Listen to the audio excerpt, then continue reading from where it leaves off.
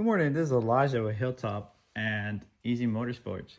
So we were about to take this 280Z to a car show yesterday. It's supposed to be going to SEMA. I don't know if we're gonna make it. Interior's all done. We're ready to go. We got the wheels on, engine's in, and then as it was on the dyno, this was Friday, it blew the engine. It started knocking. It threw a rod out.